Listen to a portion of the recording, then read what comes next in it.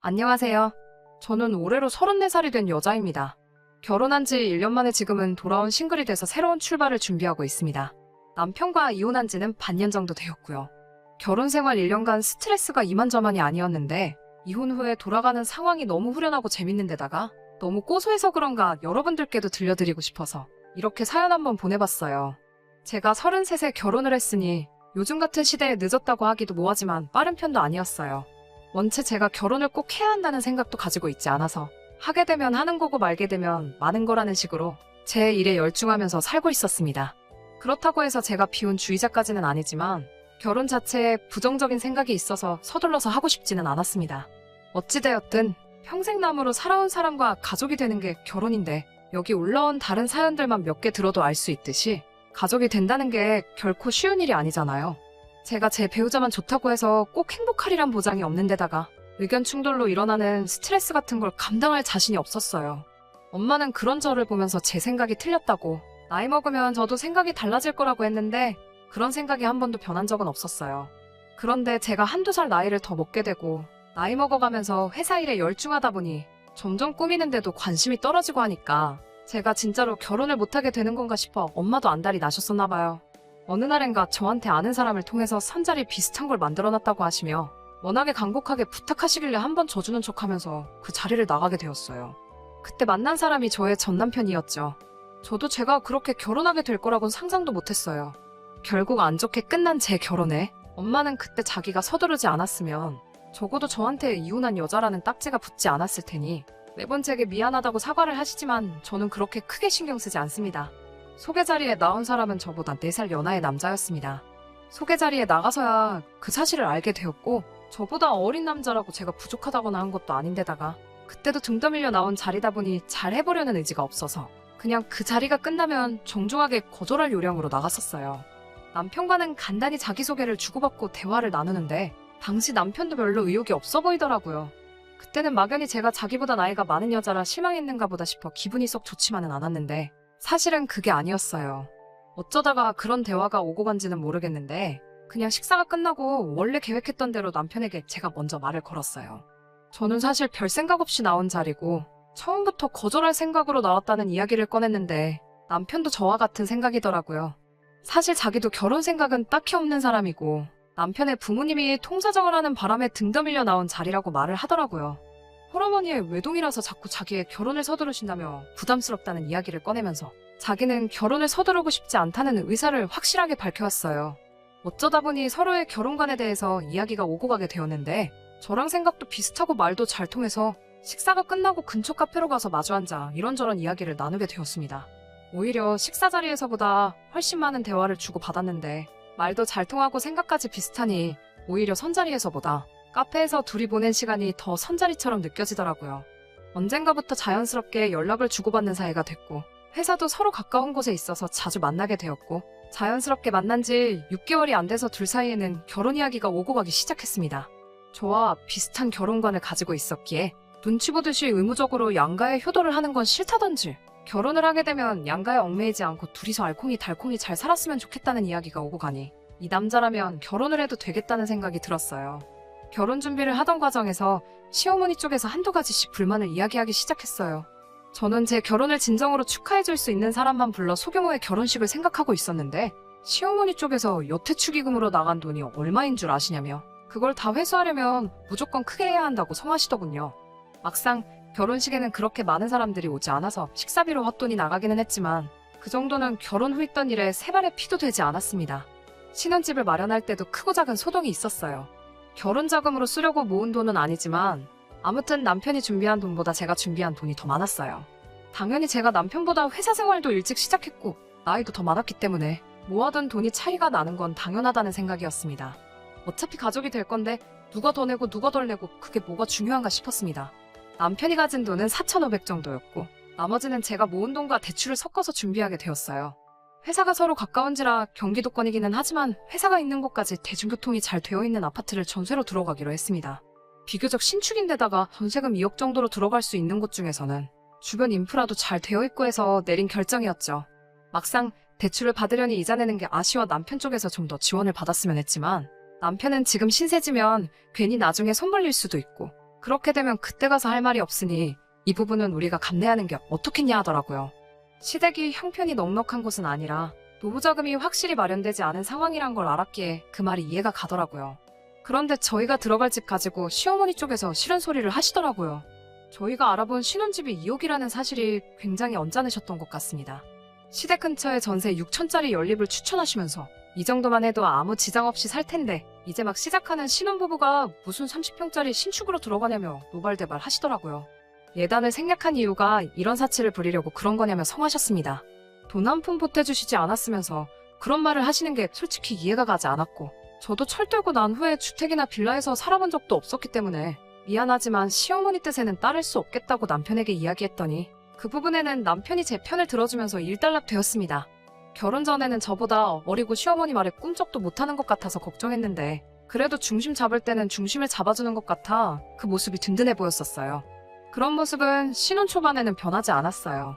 한동안은 아침에 출근 준비를 하느라 바쁜 와중에 매번 시어머니한테 전화가 왔습니다. 우리 아들 아침밥은 챙겨줬느냐? 소화를 잘 못하니 누룽지 같은 걸 끓여주면 잘 먹는다. 계란 후라이라도 하나 해주거라. 이런 식으로 매일 아침마다 전화를 하셨어요. 신혼집이 대중교통이 좋기는 하지만 거리가 멀어져 출근하는 시간이 길어졌기 때문에 아침에 바쁜데 도무지 아침을 챙겨 먹을 시간도 안 됐습니다. 거기에 제가 아침밥을 꼭 챙겨 먹는 스타일도 아닌지라 그런 전화가 저에겐 큰 스트레스로 다가왔습니다.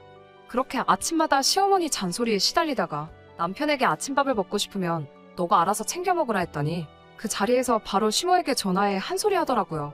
그런 식으로 항상 제 편을 들어주는 모습에 저는 제가 생각해오던 이상적인 결혼 생활을 하게 될 것 같았습니다. 그때까지는 이런 일이 벌어질 거라 전혀 생각해 본 적도 없어요. 시어머니 인생은 시어머니의 인생이고 양가에 똑같이 생활비 정도만 지원해드리면 되지 않겠냐고 했던 남편의 말은 신혼생활을 시작한 지 3개월 만에 돌변하고 말았어요. 어느 날이었어요. 남편이 심각한 얼굴을 하고 긴히 나눌 이야기가 있다며 저를 부르더라고요. 무슨 일이냐 물어봤더니 시어머니께 드리는 생활비를 조금 올리면 어떻겠냐고 물어보더군요.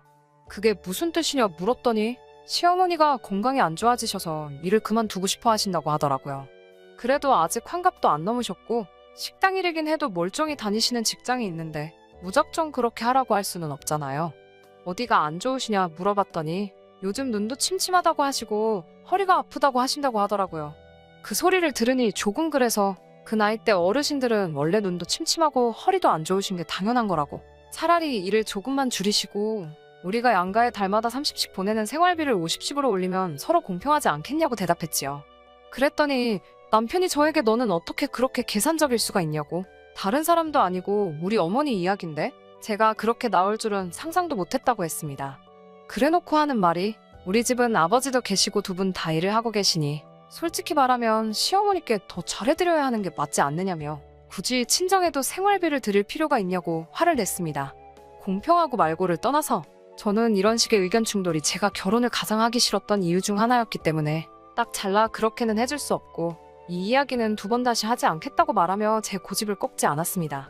제 말을 이해했는지 남편은 그 뒤로 따로 시어머니 생활비 문제로 더 이상 말을 꺼내지 않길래 그냥 이렇게 넘어가는가 보다 싶었어요.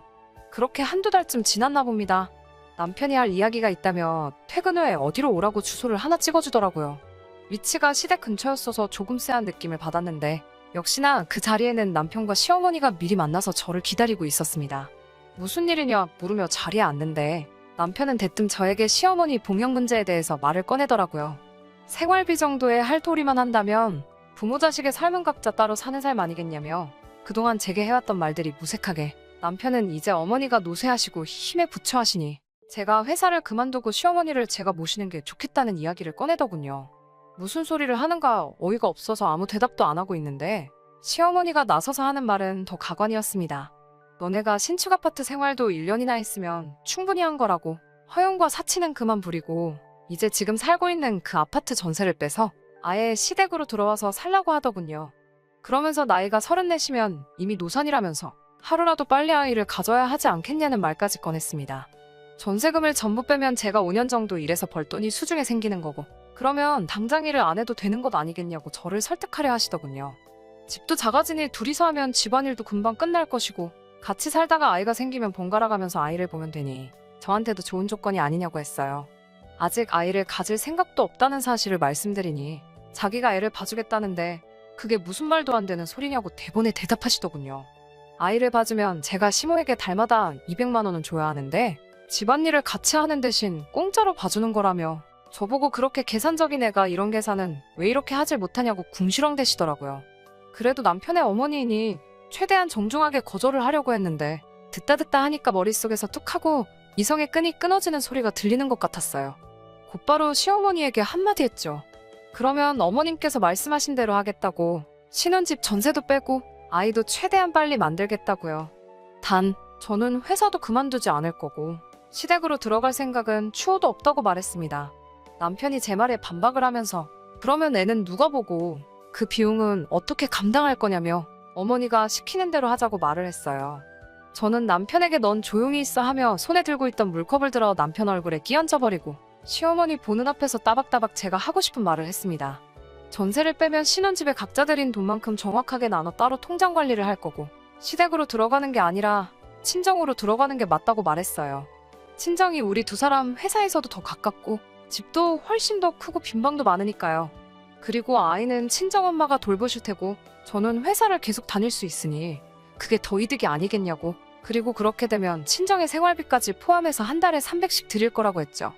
시어머니는 얼굴에 물을 맞고 상황 파악을 못하는 남편은 신경도 쓰지 않고 제 말이 끝나자마자 지금 우리 아들을 대릴 사위를 만들려고 하는 거냐며 발악을 하시더군요. 저는 할 이야기 다 끝났으니 그게 싫으면 그냥 이혼할게요 하고 자리에서 일어났습니다. 나가기 전에 목이 타서 물 한 컵을 더 따라 마시고 나왔는데 제가 컵을 손에 쥐는 순간 시어머니가 그 모습을 보고 움찔하시더라고요. 아마 제가 시어머니한테도 물 한 컵 끼얹으려고 했나 싶으셨나 봐요. 그날 저녁 저보다 늦게 돌아온 남편은 앞뒤 다 자르고 사과 한마디 없이 제 앞에서 화를 내더군요. 어떻게 사람 많은 곳에서 그런 망신을 주냐며 그리고 어떻게 자기 어머니한테 그럴 수 있냐면서요. 입장 바꿔 장모님이 같은 상황이라면 자기는 그렇게 했을 거라고 말도 안 되는 소리를 하더군요. 남편에게는 그렇게 엄마가 좋으면 너 혼자 나가서 너네 엄마랑 살라고 소리치고 남편을 집 밖으로 내쫓았습니다. 남편은 끝까지 시어머니 봉양하기를 포기하지 않았고 그렇게 서로의 의견을 조율하지 못한 채 한 달 뒤에 저희는 합의하에 이혼을 하게 되었습니다. 결혼할 때 들었던 비용은 전세금을 빼서 처음에 들어간 돈 그대로 똑같이 나누었어요.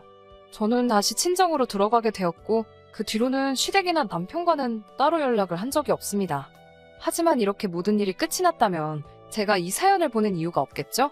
우연히 얼마 전에 남편을 만날 일이 생겼는데 그때 알게 된 사실이 너무 재밌어서 말이죠.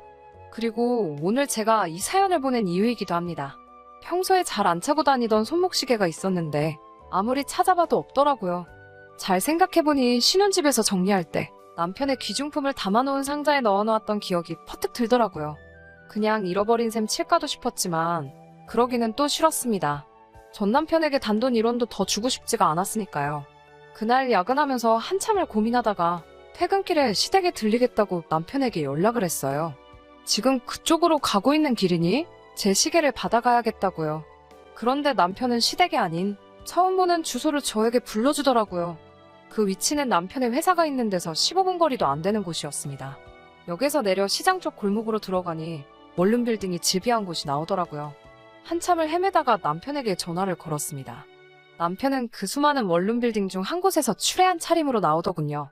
머리도 기름져서 며칠은 안 감은 듯하고 수염도 듬성듬성 나 있는 게 행색이 아주 보잘것없어 보였습니다. 시계를 받고 가려는데 잠깐 시간 좀 되냐고 하는 말에 이야기를 나눴어요. 그렇게 사랑하는 어머니는 어쩌고 원룸촌에서 혼자 살고 있냐고 물어봤습니다. 이야기를 다 듣고 나니 너무 속이 후련해서 남편 보는 앞에서 푸아하면서 소리를 지르며 웃어버렸네요. 자초지종을 듣자 하니 남편도 저와 똑같이 신혼집을 정리하고 시댁으로 들어가게 되었다고 합니다. 그렇게 한 달 정도 지났을까? 시어머니랑 대판 싸웠다고 하네요. 이제 장가 다 보내놓고 손주 돌보며 며느리 수발 받으며 살 줄 알았는데 다 늦어서 다시 아들내미 수발 들게 생겼다고 이제는 더는 못하겠다고 하시면서 자기 집에서 밥도 주고 빨래도 해주고 잠도 재워주니 월급의 반을 내놓으라는 둥 싫은 소리와 잔소리를 엄청 하더래요.